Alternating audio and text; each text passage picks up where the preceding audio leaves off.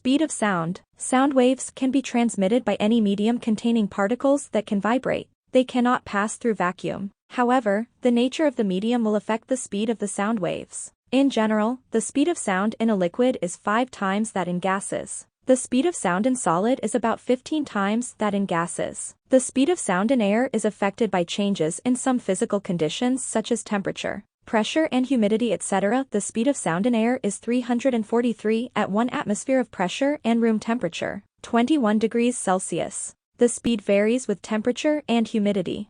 The speed of sound in solids and liquids is faster than in air. Following relation can be said to find the speed of sound, v equals f times lambda, where v is the speed, f is the frequency and lambda is the wavelength of sound wave. Like and follow for more physics.